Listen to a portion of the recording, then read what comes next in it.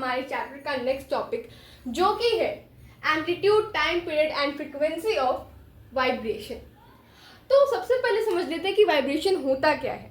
तो basically vibration उसको बोलते हैं अगर कोई भी चीज़ टू एंड फ्रो मोशन कर रही है, या फिर जिसको हम टू एंड फ्रो मोशन को हम ऑसिलेटरी मोशन भी कहते हैं। कोई भी चीज़ अगर टू एंड फ्रो मोशन कर रही है, ऑसिलेटरी मोशन कर रही है, तो हम बोलते हैं कि वो चीज़ क्या कर रही है, वाइब्रेशन कर रही है, वो चीज़ वाइब्रेट हो रही है। अब टू एंड फ्रो मोशन किसको बोलते हैं? मानिए मैं अभी अपने एक पर्टिकुलर पोजीशन पे हूँ, मैं अपने रेस्ट पोजीशन पे हूँ, ये मेरा मेन पोजीशन है। अब यहाँ से मैं आगे जा रही हूँ, फिर अपने मेन पोजीशन पे आके वापस से पीछे जा रही हूँ, फिर वापस से अपने मेन पोजीशन पे आके फिर मैं आगे जा रही हूँ। तो मैं क्या कर रही हूँ? टू एंड फ्रो मोशन कर रही हूँ। And amplitude, time period and frequency के बारे में हमने क्लास 7th में पढ़ा था। किस पर? पेंडुलम पर।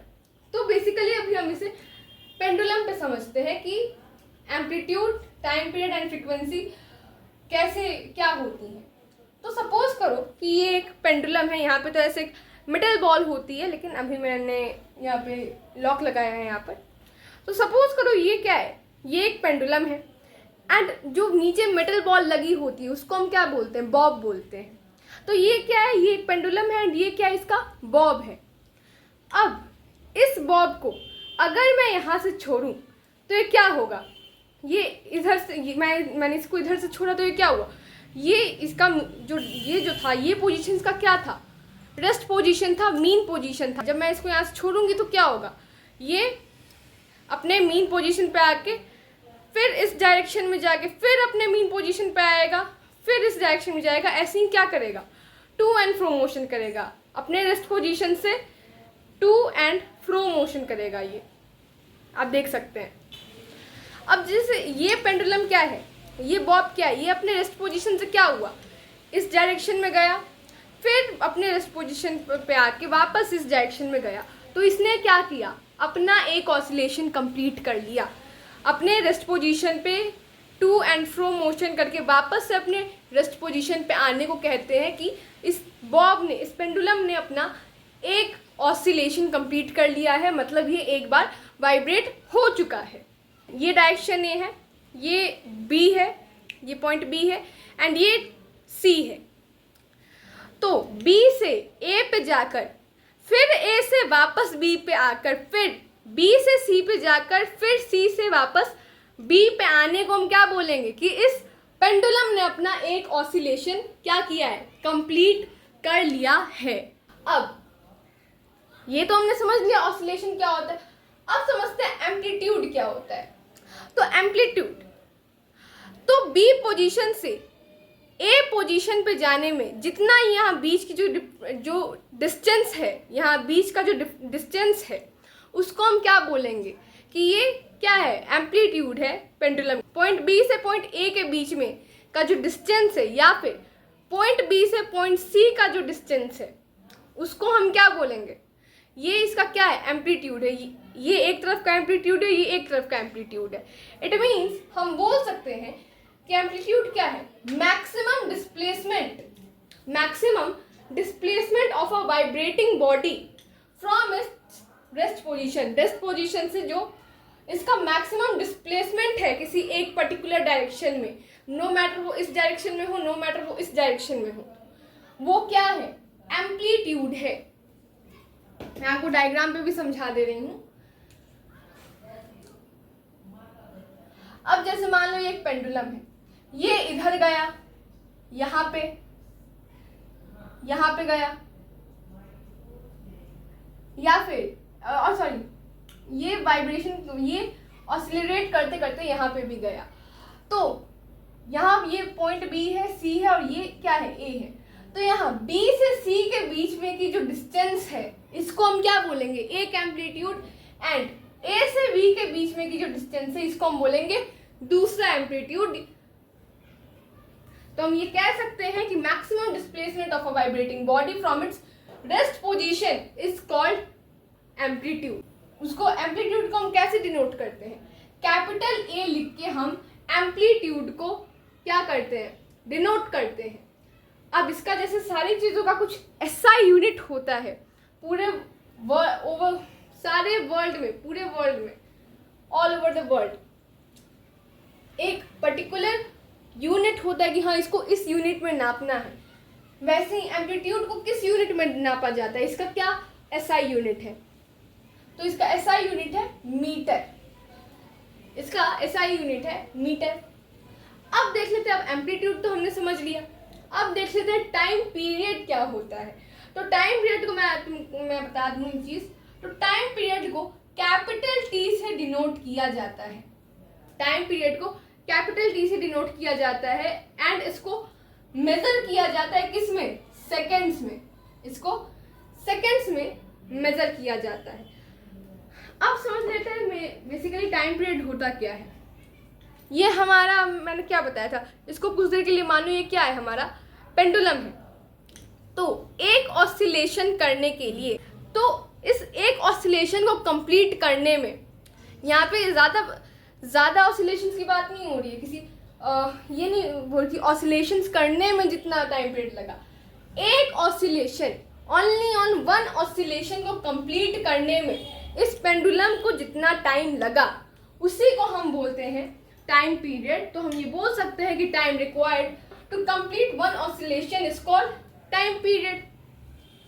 अब आते हैं फ्रीक्वेंसी पे। फ्रीक्वेंसी को डिनोट किया जाता है स्मॉल एफ से। इन दोनों को किससे किया जा रहा था? कैपिटल ए कैपिटल टी से। लेकिन इसको क्या किया जाता है, किससे डिनोट किया जाता है? स्मॉल एफ से, छोटे एफ से। अब इसको किस में मेजर किया जाता है? तो इसको मेजर किया जाता है हर्ट्ज में। इसको मेजर किया जाता है हर्ट्ज में एंड इस हर्ट्ज को हम शॉर्ट फॉर्म में ऐसे भी, ये एच और जेड करके भी हम इसको डिनोट करते हैं। अब फ्रीक्वेंसी क्या है?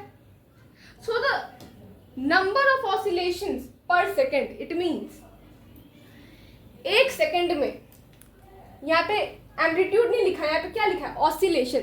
तो एक सेकेंड में कितना ऑसिलेशन एक पेंडुलम कर लेता है, कितना एक सेकेंड में एक वाइब्रेटिंग बॉडी कितना ऑसिलेशंस कर लेती है, उसी को हम बोलते हैं फ्रीक्वेंसी। अगर कोई बॉडी है, कोई वाइब्रेटिंग बॉडी है, वो एक सेकेंड में 20 ऑसिलेशन कर रही है, तो उसकी फ्रीक्वेंसी क्या हो जाएगी? 20 हर्ट्ज। अगर 400 बार कर रही है, 400 ऑसिलेशंस कर रही है, तो क्या हो जाएगी? और 400 हर्ट्ज उसकी फ्रीक्वेंसी हो जाएगी। अब इस टाइम पीरियड और फ्रीक्वेंसी के लिए इनको देखते हुए दो फॉर्मूलाज बनाए गए हैं। टाइम के लिए क्या किया गया है, टाइम पीरियड के लिए क्या किया गया है? टाइम पीरियड का फॉर्मूला है 1 सेकेंड बाई फ्रीक्वेंसी। यहाँ पे 1 सेकेंड क्यों लिया गया, मैंने आपको बताया था, इसको सेकेंड्स में नापा जाता है। एंड एक और चीज मैं आपको बता दूं, तो फ्रीक्वेंसी जो है ये क्या होती है? ये ऑसिलेशंस पर सेकेंड, पर एक सेकेंड में कितने ऑसिलेशंस होती है, इसलिए इसमें भी 1 सेकेंड ही लिया गया है। तो टाइम पीरियड क्या है? टाइम पीरियड का क्या है formula? 1 second by frequency and frequency का formula number of oscillations by 1 second. तो ऐसे करने से क्या हो जाएगा, हम लोग का टाइम पीरियड निकल जाएगा एंड फ्रीक्वेंसी भी निकल जाएगा। अब समझ लेते हैं कि अब आपने बहुत बार एक चार्ट जैसा देखा होगा, उसमें क्या होता है, एक चार्ट आपने देखा होगा,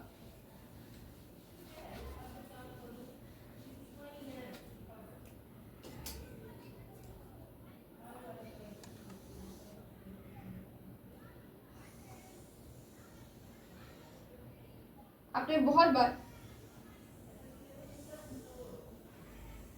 ऐसा फिगर देखा होगा। तो ये क्या डिनोट करता है? ये जो लाइन है ये किसको डिनोट करती है? ये वाइब्रेटिंग बॉडी के रेस्ट पोजीशन को डिनोट करती है। एंड ये जो पहाड़ जैसे बने हुए हैं, ये जो पहाड़ जैसे बने हुए हैं ऊपर नीचे, वो क्या डिनोट करते हैं? वो एम्पलीट्यूड को डिनोट करते हैं। यहाँ से यहाँ क्या है, ये एक एम्पलीट्यूड को दिखा रहा है, यहाँ से यहाँ क्या है, ये दूसरे एम्पलीट्यूड को दिखा रहा है, यहाँ से यहाँ क्या है, ये तीसरे एम्पलीट्यूड को दिखा रहा है। तो ऐसे ही एक और फिर से मैं बता रही हूँ, ये जो लाइन है, बीच वाली जो लाइन है, ये किसको डिनोट करती है? ये रेस्ट पोजीशन को डिनोट करती है। एंड ये जो पहाड़ जैसा स्ट्रक्चर है, ऊपर नीचे, ये किसको डिनोट करता है? एम्पलीट्यूड को डिनोट करता है। एंड मैं आपको एक और चीज बता दूं, जिस वाइब्रेटिंग बॉडी का एम्पलीट्यूड ज्यादा रहेगा, बड़ा रहेगा, उसका जो साउंड है वो उतना ही लाउडर रहेगा। एंड जिस वाइब्रेटिंग बॉडी का एम्पलीट्यूड जितना छोटा रहेगा, वो क्या होगा? वो उतना ही लो साउंड करेगा, कम साउंड करेगा, उसका जो साउंड होगा वो लाउडर नहीं होगा। अब ये चीज तो हमने पेंडुलम पे समझ ली। अब कोई भी चीज जब वाइब्रेट करती है तो बहुत बार होता है, कई चीजें जो होती हैं उनका जो वाइब्रेशन है, बहुत सारी चीजें हैं वर्ल्ड में, तो कुछ चीज़ों का जो वाइब्रेशन होता है हम देख सकते हैं, अपने आँख से हम देख सकते हैं। एंड कुछ चीज़ों का जो वाइब्रेशन है हम आँख से देख नहीं सकते, हम क्या कर सकते हैं? हम उनको फील कर सकते हैं। तो किसी भी चीज़ है, अगर कोई भी चीज़ है वो साउंड प्रोड्यूस कर रही है, तो एक चीज़ आपको गांठ बांध के रख लेनी है, no vibration no sound. Vibration अगर नहीं होगा, साउंड भी नहीं होगा। अगर कोई चीज़ साउंड प्रोड्यूस कर रही है तो वो कहीं ना कहीं वाइब्रेशन कर रही है, नो मैटर वो आपको दिख रहा है नहीं दिख रहा है। बहुत सारी चीज़ें हैं वर्ल्ड में, कुछ चीज़ों का वाइब्रेशन हम देख सकते हैं एंड कुछ चीज़ों का जो वाइब्रेशन है हम उसको फील कर सकते हैं, देख नहीं सकते हैं। और सभी वाइब्रेशन में सारी चीज़ जब वाइब्रेट करती हैं तो क्या करती हैं? टू एंड फ्रो मोशन करती हैं, जिसे हम ऑसिलेटरी मोशन कहते हैं। ऑसिलेटरी मोशन में एम्पलीट्यूड, टाइम पीरियड, फ्रीक्वेंसी मैंने आपको बता ही दिया है।